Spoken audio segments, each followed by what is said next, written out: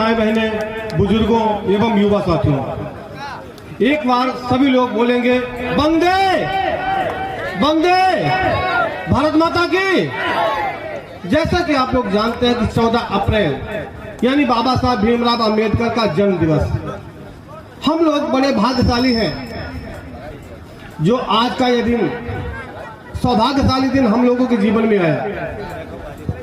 बाबा साहब भीमराव अंबेडकर जिन्होंने दलित, गरीब, किसान, मेहनत करने वाले मजदूर और महिलाओं के हक की लड़ाई के लिए सदैव तत्पर रहे, जिन्होंने अपना तन, मन, धन और जीवन समाज के लिए समर्पित किया है, ऐसे महापुरुष जिन्होंने सर्वस्व निछावर किया है आप लोगों के हक की लड़ाई के लिए। एक बार सभी लोग बोलेंगे बाबा साहब भीमराव अंबेडकर, बाबा साहब भीमराव अंबेडकर। जैसा कि आप लोग जानते हैं, बाबा साहब भीमराव अंबेडकर जिन्होंने वर्तमान की शिक्षा ग्रामीण क्षेत्र से शुरू करने के बाद इन्होंने बीए महाराष्ट्र किया, उसके बाद इन्होंने कोलंबिया में बाकी शिक्षा दीक्षा ली, कोलंबिया विश्वविद्यालय से इन्होंने पीएचडी की डिग्री ली, उसके बाद इन्होंने MSD SC great barrister law व्यवसायिक इन्होंने किया, ताकि समाज में गरीब दबे कुचले लोगों के हक की लड़ाई के लिए ये संघर्ष कर सके।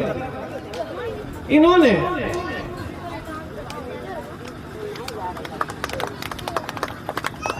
अपने जीवन काल में जो कार्य किए वो वाकई सराहनीय थे। 14 अप्रैल 1991 में मध्य प्रदेश के महू प्रांत में बाबा भीमराव अंबेडकर का जन्म हुआ।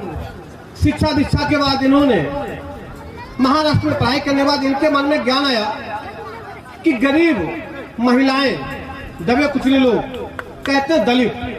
दलित क्या है? दलित कोई जन्म से नहीं है, दलित कर्मों से होता है। दलित कोई जाति नहीं है, दलित उसको कहते जो दलिद्र है। दलिद्रता की निशानी है अगर हम लोग नशे से दूर रहें।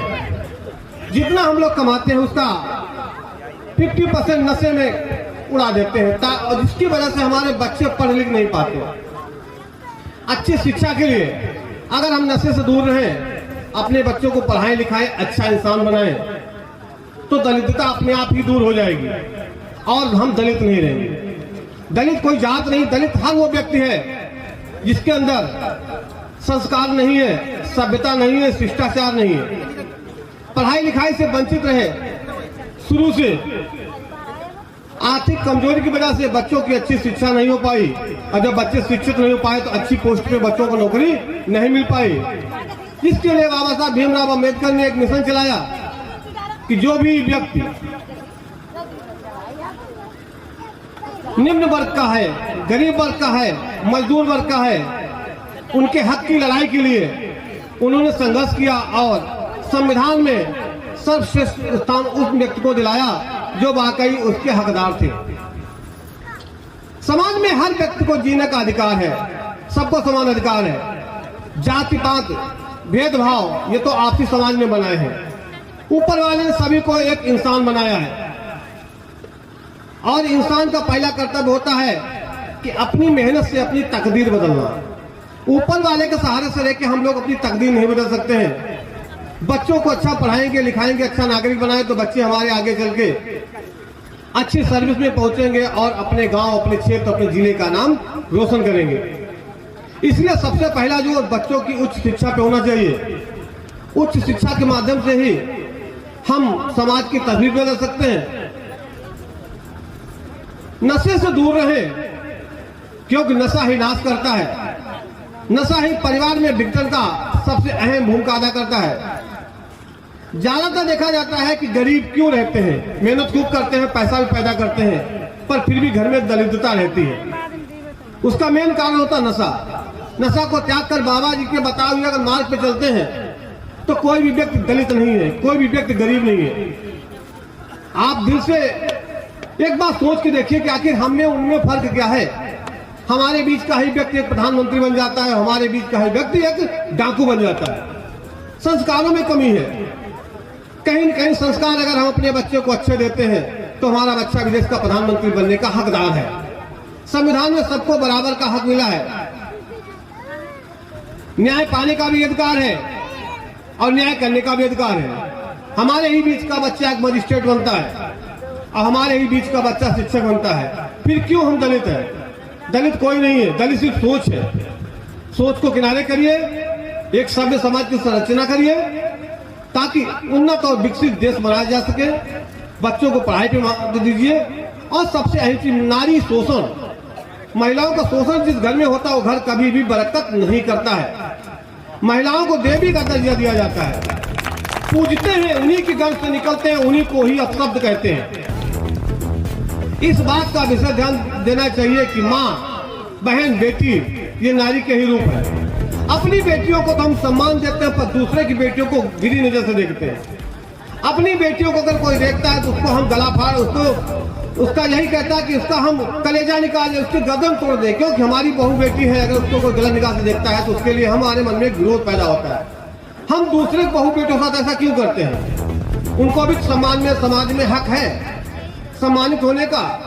अपनी आजादी का उनके पास भी अधिकार होना चाहिए। इसलिए सभी लोग इस बात का विशेष ध्यान रखें कि किसी भी बहन बेटी को हम गलत निगाह से मत देखें, क्योंकि अगर हम दूसरे गलत बहन बेटी को गलत निगाह से देखेंगे तो कोई न कोई हमारी भी बहन बेटी को गलत निगाह से देखेगा। पहले क्या होता था? डर होता था कि रात को जानवर मिल जाएंगे, शेर चीते मिल जाएंगे, डाकू मिल जाएंगे। लेकिन आज के समय बहू बेटियां घर के बाहर निकलती हैं तो डर लगता है कि कहीं नशे में दो लोग खड़े न हो, कोई बच्चियों से छेड़खानी न करे, मासूम बच्चों के साथ दुराचार हो रहा है। क्या है ये मानसिकता है। हम अपने बच्चों को कभी नहीं सिखाते कि दूसरों बहन बेटों की इज्जत करना। अगर हम अपने बेटों को दूसरी बहन बेटों की इज्जत करना सिखाएं, संस्कार सिखाएं, तो शायद ये जो घटनाएं हो रही है कहीं कहीं पे अंकुश लगाया जा सके। बाबा साहब ने यही कहा था, समान दर्जा, समान अधिकार। किसको? महिलाओं को भी, बेटियों को भी। हम बेटियों को तो पढ़ाते हैं पर बेटियों को पढ़ाई से वंचित रखते हैं। क्यों? आखिर भेदभाव क्यों? एक संतान, एक परिवार, एक माँ बाप। बच्चों को, लड़कों को तो अच्छी शिक्षा देते हैं, विदेश भेज देते हैं, शहरों पढ़ाते हैं, पर बच्चियां घर के काम में रहती हैं। यही होता है कि 18 साल की बच्चियां हों, उनकी शादी कर दी और वो अपने घर चली जाएं। इस मानसिकता को बदलना होगा और बच्चे और बच्चियों में, लड़का लड़कियों में कोई भेदभाव न करके अच्छी शिक्षा और अच्छे समाज की संरचना करना चाहिए। इन्हीं शब्दों के साथ अपनी वाणी को विराम देता हूँ। जय हिंद, जय भारत। देखो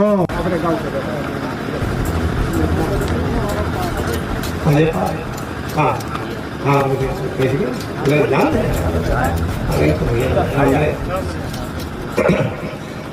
अब शिवाला पुरवा मिजाज होते भाई रामदेव भाई से निवेदन करेंगे कि 5 फूल अर्पित करें। अपना नाम बताओ। हाँ, सत्यपाल जी, सत्यपाल जी शिवाला पुरवा के निवासी हैं और भैया से निवेदन है कि वो बाबा साहब के चरणों में अपने श्रद्धा सुमन समर्पित करें। और जो भाई हम नए लड़कों को नहीं जानते हैं तो हमारा सभी से निवेदन है, बच्चों से, नन्हे मुन्ने बच्चों से, कि कृपया चल करके 5 फूल अर्पित जरूर कर दें। अब श्री मऊ से आए हुए, धूप से आ रहे हमारे मास्टर साहब श्री राम नरेश जी से निवेदन है कि आते आते ही बाबा साहब के चरणों में 5 फूल अर्पित जरूर करें। हाँ, ठीक ठीक ठीक ठीक।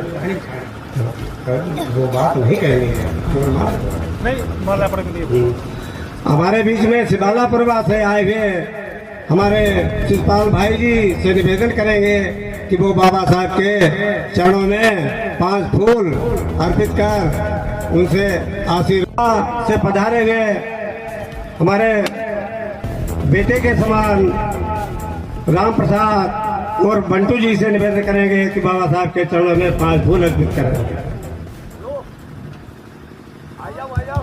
हाँ, आगे बिठा दो बाबा बंटू जी के पास। ठीक, बहुत ठीक। अब बागपुरवा से रामचंद्र जी से निवेदन करेंगे कि बाबा साहब के चरणों में पुष्प अर्पित करें। इसी श्रृंखला में हमारे बीच में उपस्थित भाई शिवराम जी भाई से निवेदन है कि बाबा साहब के चरणों में 5 फूल अर्पित करें। अगरबत्ती लगा दीजिएगा, लगी। चलो